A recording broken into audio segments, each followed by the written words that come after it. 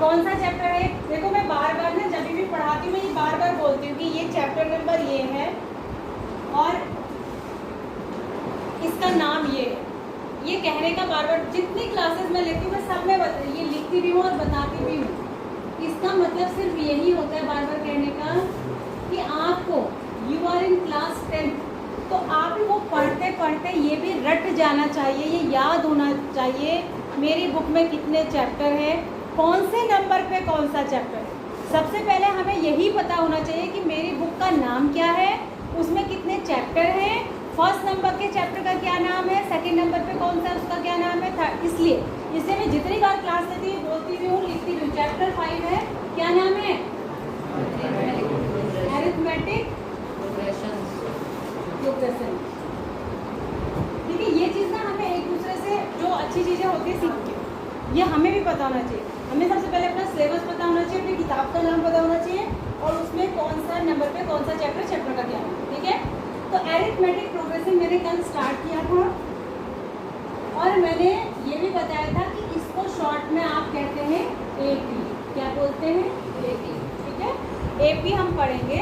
Arithmetic progression आपके लिए नाम नया है, कल भी मैंने ये बात बताई थी, लेकिन इससे मिलते जुलते चैप्टर आपने पढ़े हैं। कौन सा चैप्टर मैंने बताया जिससे मिलता जुलता? पैटर्न्स जो आप पढ़ते थे ना, पैटर्न्स आपने छोटी 5th में पढ़ा था, वही उसी तरीके का समझ लीजिए ये है। वहाँ पर आप पिक्चर पैटर्न्स भी पढ़ते थे, पर यहाँ पर एपी में आप सिर्फ नंबर पैटर्न पढ़ेंगे। क्या पढ़ेंगे? Number pattern.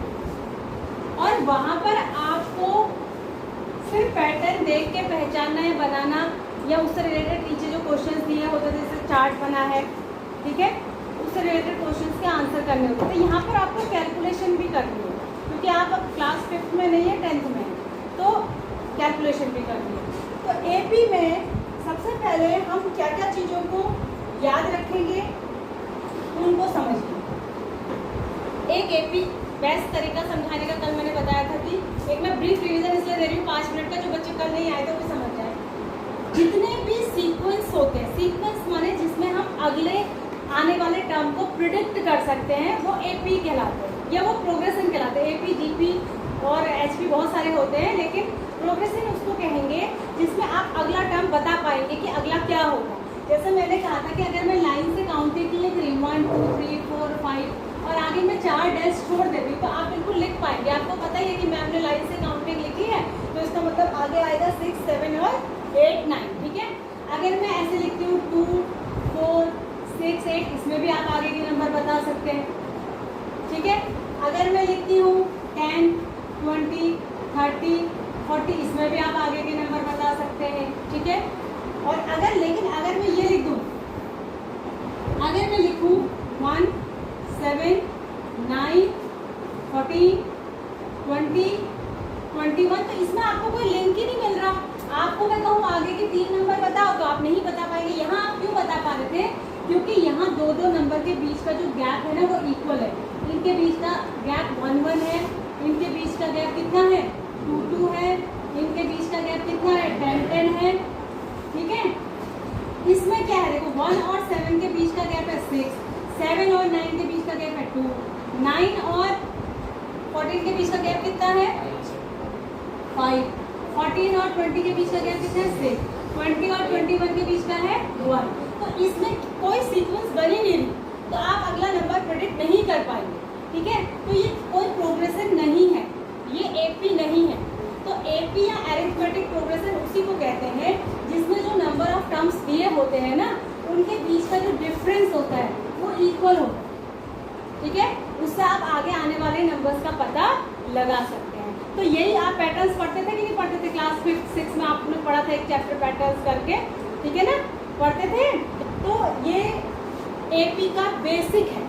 ठीक है, अब लेकिन हम एपी नाम से इस चैप्टर को क्यों पढ़ रहे हैं और इसका क्या काम है?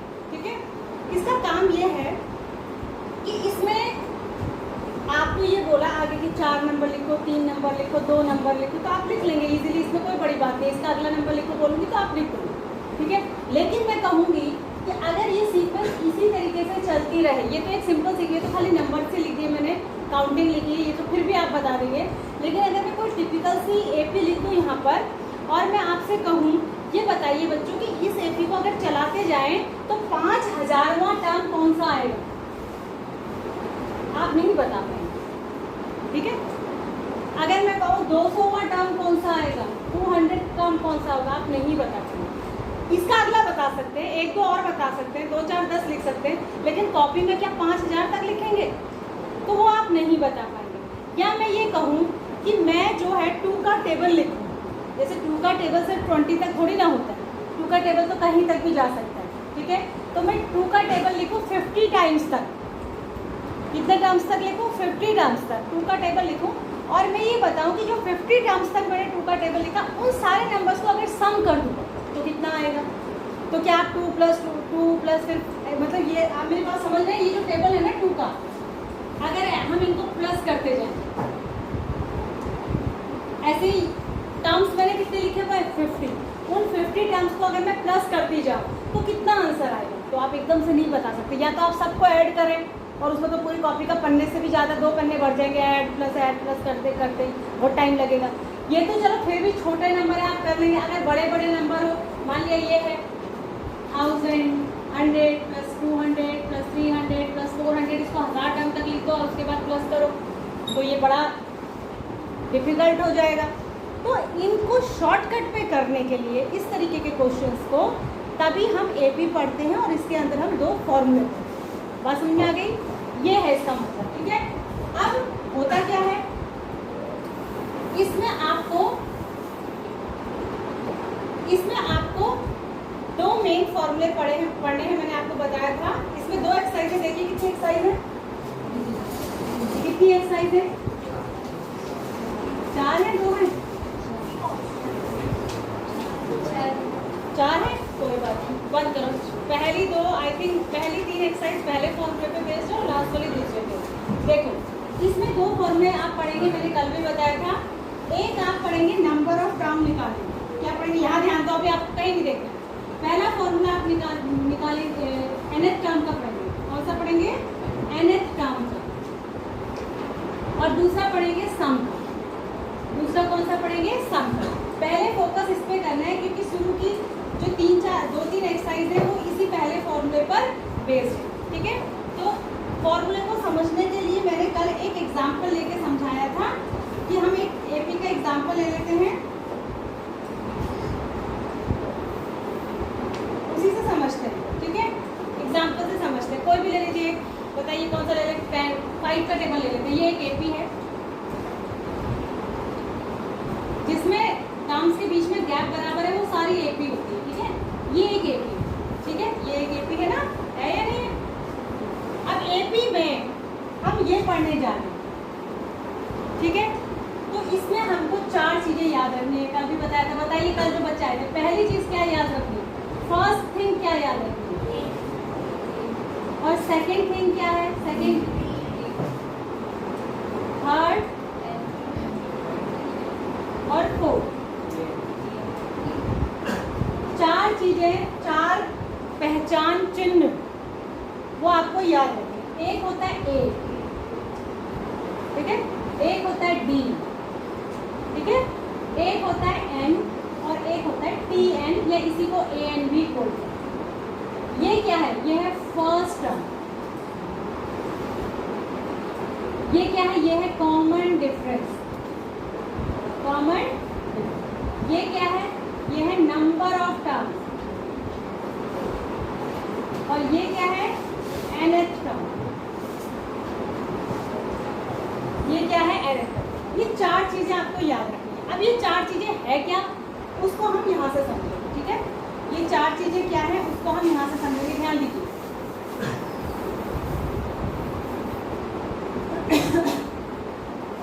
ऊपर लिख देते हैं इसको, 5, 10, 15, 20, ये एपी है, ठीक है।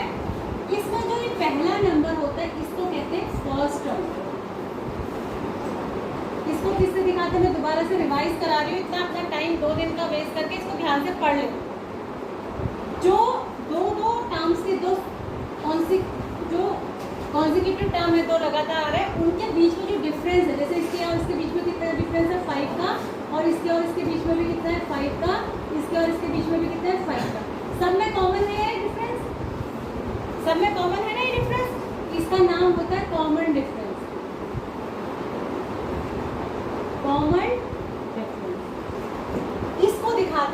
स्मॉल डी से। ये जो हरकतें कर रहा है ना कोई, बैग को ही पास करते रहो, ठीक है। यहाँ खड़ा कर दूंगी अभी पढ़ाने के लिए, मैंने बता दिया। बहुत ज्यादा तुम्हारे हाथ पैर चल रहे हैं, जिस समय कुछ बताया जा रहा सुनना मत।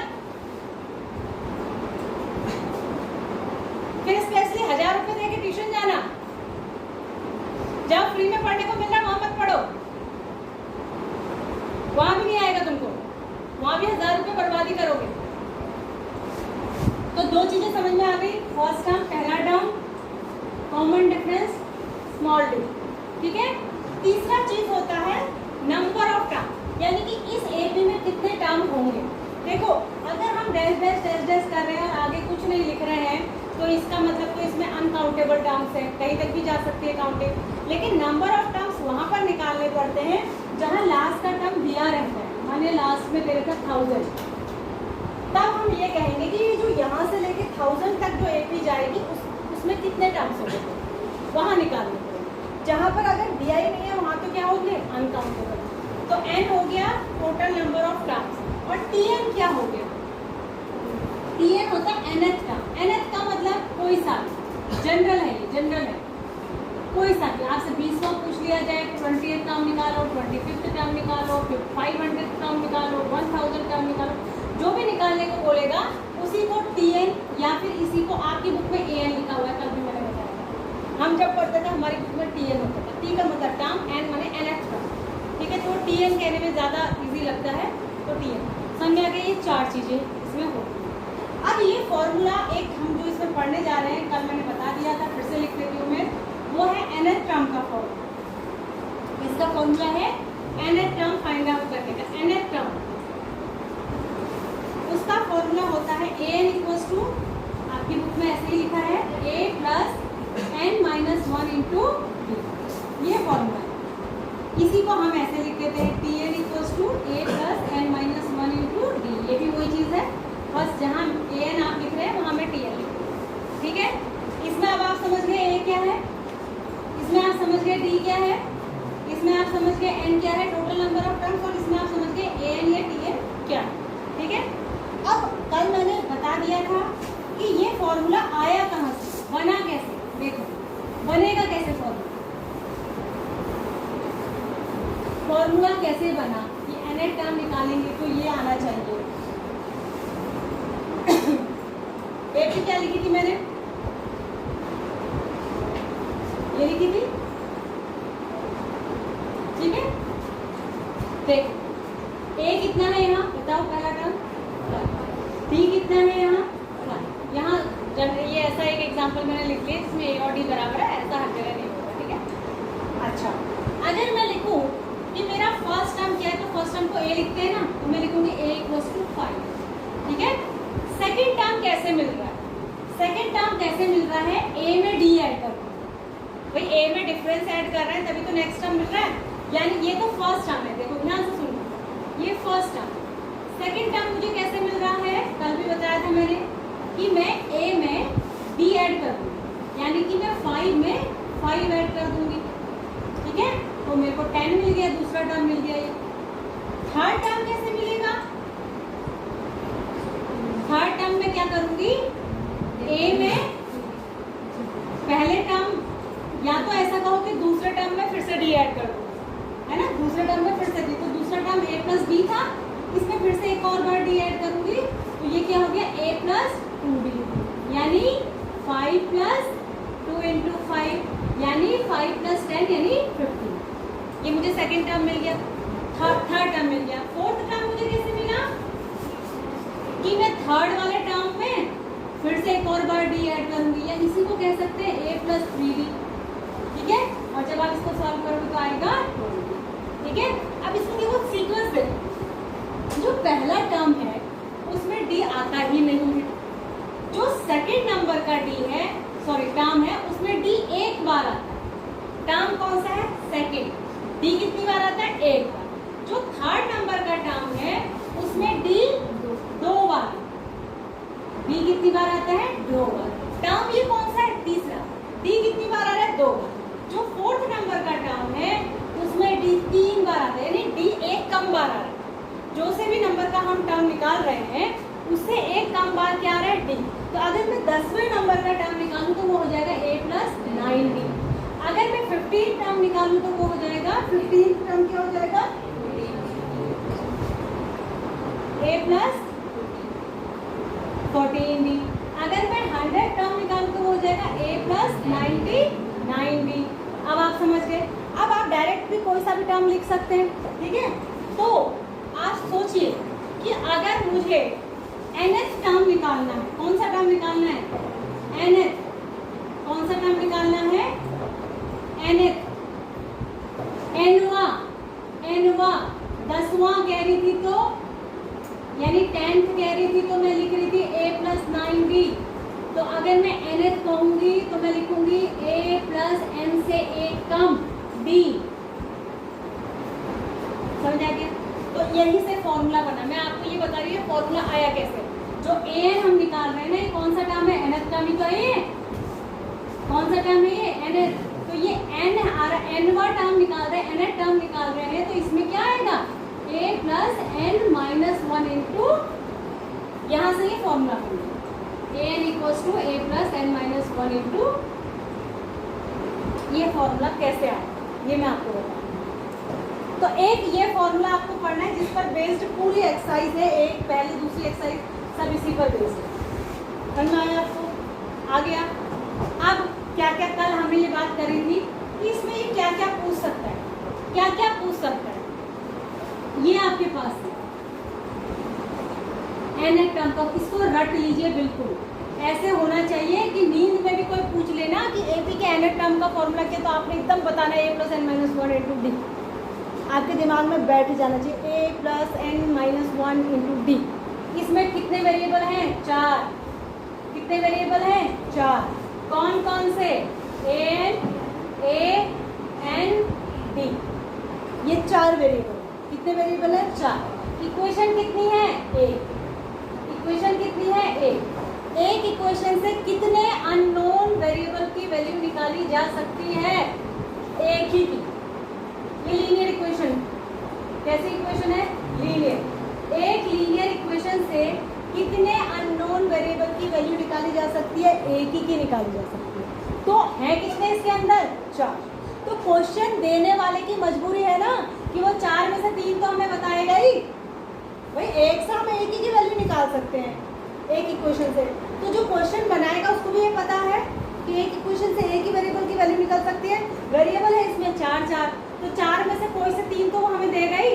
हो सकता है कि वो ये तीनों दे और ये निकालने को बोले, हो सकता है ये तीनों दे ये निकालने को बोले, हो सकता है ये और ये दे ये निकालने को बोले, या हो सकता है ये दे ये, कोई से भी 3 दे देगा और चौथा निकालने को बोलेगा।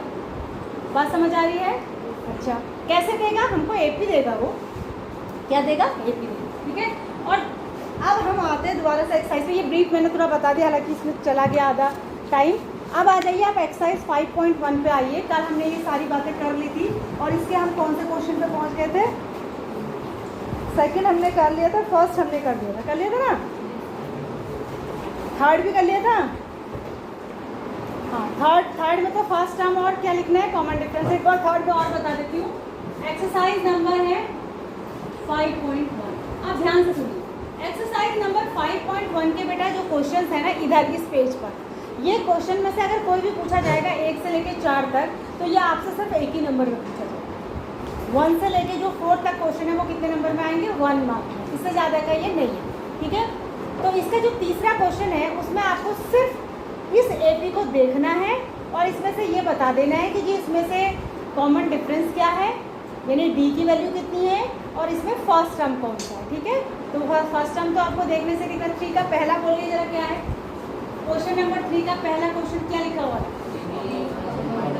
3, 1, -1, -3, 3, 1, -1, एक चीज़ और ध्यान से आगे डैश डैश लगा, यानी ये एपी कंटिन्यू हो रही कहीं तक।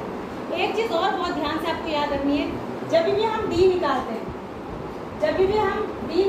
हैं, तो डी हमेशा बाद वाले टर्म में से पहला माइनस, उल्टा कभी नहीं करना। बच्चे पहले में से दूसरा माइनस कर देते हैं।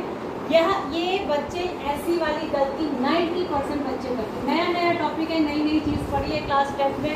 डी निकालने के लिए उन्हें पता है कि 2 टर्म का डिफरेंस निकालना है, वो फर्स्ट से इसमें से इसको को माइनस कर देते और डी लिख देते। यही गलती करते हैं, इससे ज़्यादा गलती इसमें होगी क्या? ये महा मिस्टेक है। तो सबसे पहले आपसे इससे पूछा है फर्स्ट टर्म, क्या है फर्स्ट टर्म इसका? ए इक्वल टू कितना है 3, हो गया। फिर इसने पूछा है कॉमन डिफरेंस बी कितना है, कैसे निकालेंगे? निकाल के बताएंगे। 1 - 3 बाद वाले में से पहला वाला कितना होगा? -2। और सोचिए अगर कोई बच्चा 3 - 1 कर दे तो आएगा 2, और 2 और -2 में तो जमीन और आसमान का फर्क, ठीक है ना? तो यही गलत हो गया। तो हमेशा बाद वाले में से पहला माइनस करना है। क्या माइनस करना है? बाद वाले में से पहला माइनस करना है, ठीक है? तो ये माइनस, बस इतना लिखने के आपको 1 नंबर मिल रहे हैं, बहुत ज़्यादा है भाई। इतना सिर्फ देख के आपको ए लिखना है और डी लिखना है, उसका अगर 1 नंबर मिल रहा है तो बहुत ही ज़्यादा है। क्लास 1 जैसा क्वेश्चन है, ठीक है ना? क्लास 1 को भी इतना समझा देंगे, 1 के बच्चे को भी, बेटा ये जो पहले सबसे पहले नंबर पे लिखा है ये फर्स्ट टर्म है और दूसरे में से पहला माइनस कर दो तो इसको डी कहते हैं, वो भी लिख देंगे। और इसको अगर आप एग्ज़ाम में गलत कराए तो समझो आपसे बड़ा, देखो एग्ज़ाम में क्या होता है ना, एग्ज़ाम में फेल होने के चांसेस इसलिए बढ़ते हैं जब हम ईजीएस्ट क्वेश्चन को गलत करते हैं, ठीक है ना? सरल से सरल क्वेश्चन को अगर आप गलत कर देंगे तो फिर किस में नंबर पाएंगे? तो ये गलती नहीं करते। और एग्ज़ाम में टॉप करने का चांस वहाँ से बढ़ता है जब हम डिफ़िकल्ट क्वेश्चन को सही कराते हैं, समझ रहे हो ना? ईजीएस्ट क्वेश्चन को गलत करने पर फेल होने की प्रोबेबिलिटी बढ़ जाती है और डिफ़िकल्ट क्वेश्चन को सही करने पर टॉपर्स में नाम आने की प्रोबेबिलिटी बढ़ जाती है। तो ये वाली गलती तो कम से कम नहीं करनी। अब आप पहचान लेंगे ए और डी कैसे निकालेंगे।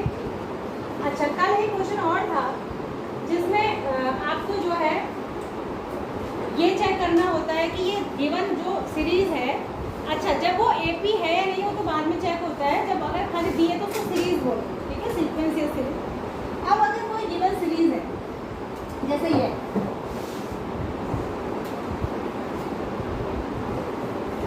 अगर दिया है कि चेक करो कि ये एपी है या नहीं, ये भी आता है question, check whether the given series is an AP or not, ये भी एक ही नंबर है। तो चेक करने का तरीका क्या है? डी निकाल, डी को निकाल के चेक करें। और डी एक ही बार निकाल के हम कैसे बताएंगे? तो 2-3 बार निकाल लो, 2 बार तो मिनिमम निकालो। पहले आप पहले जो निकालेंगे उसको D1 कहेंगे, क्योंकि अभी तक हमें पता नहीं है कि ये AP है नहीं है, तो इसमें से इसको माइनस करेंगे तो 3 - 1 कितना देगा? 2। फिर D2 निकालेंगे, यानी ये माइनस ये, यानी 7 - 3 यानी 4।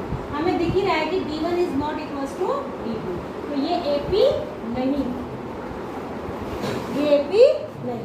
और अगर ये दिया है और इसको भी हम चेक करें तो हम लिखेंगे कि D1 इक्वल्स टू 4 - 2 यानी कि 2, और D2 भी इक्वल्स टू 6 - 4 यानी कि 2। यहाँ पर D1 is equals to D2, तो इसका मतलब दिस इज एन, मुझे 10 सेकेंड लगे इसको लिखने, 10 सेकेंड, और ये 10 सेकेंड लिखने पर आपको 1 नंबर मिल जाएगा। चेक करना है कि AP है कि नहीं, फर्स्ट टर्म बता दो, डी बता दो, AP है या नहीं है ये बता दो, ठीक है? ऐसे क्वेश्चन है। तो अब आ जाइए क्वेश्चन नंबर, अच्छा ये थर्ड के बाकी पार्ट आप कर लेंगे ना?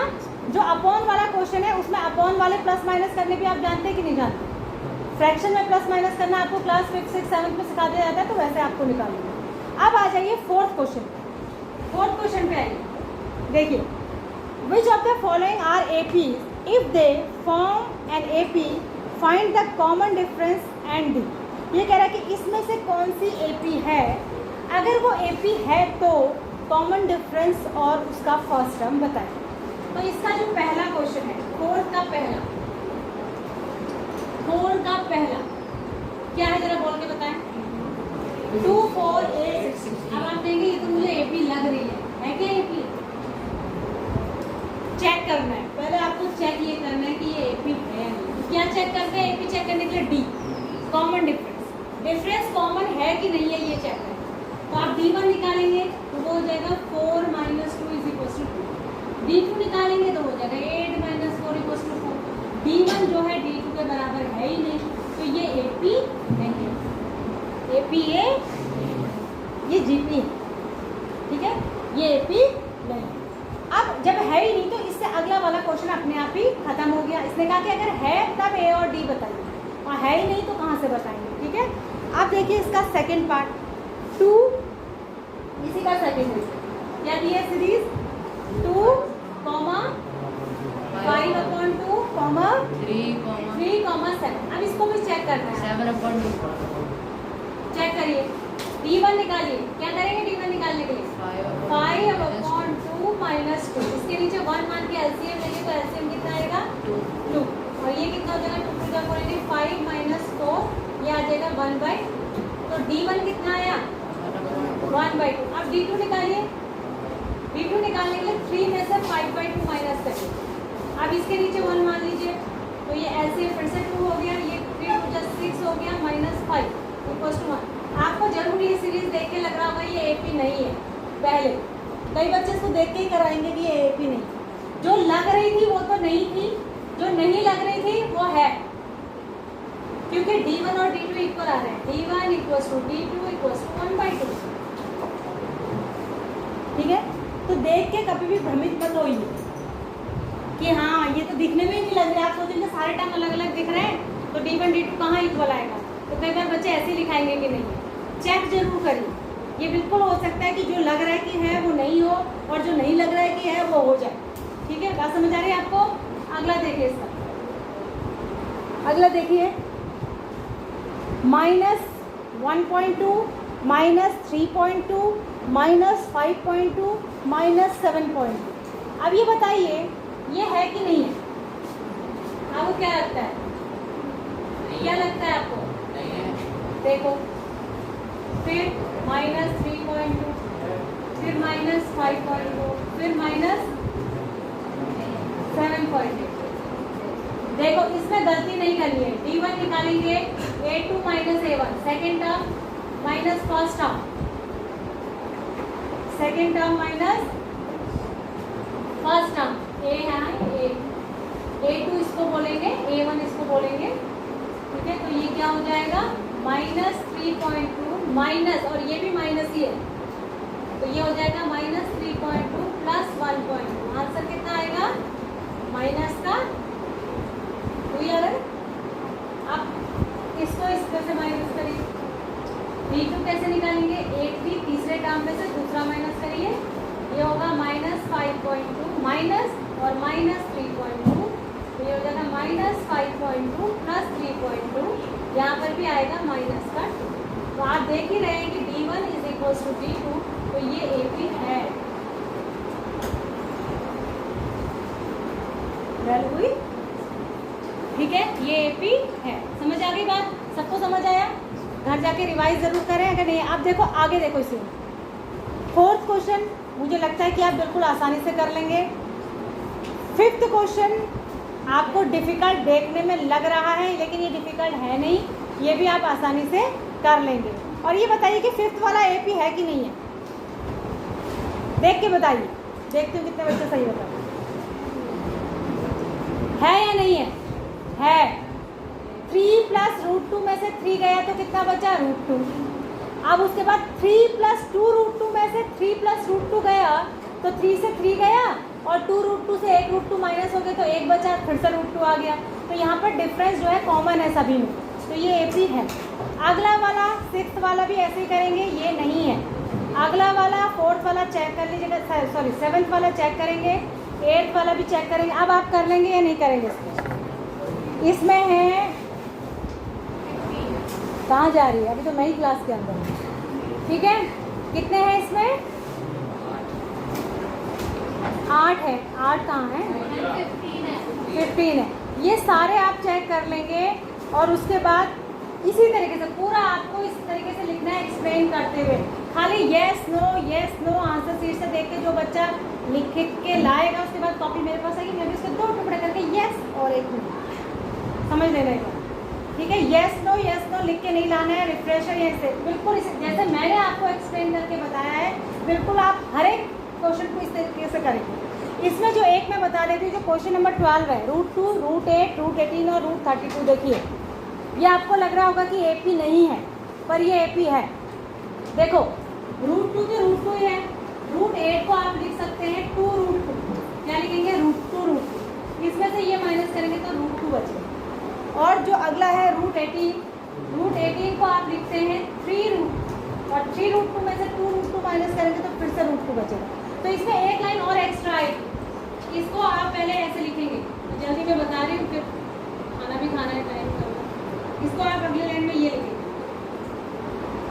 ये है, फिर इसका डिफरेंस निकालेंगे तो रूट 2 आएगा, इसका निकालेंगे वो भी रूट 2 आएगा, इसका निकालेंगे रूट 2 आएगा।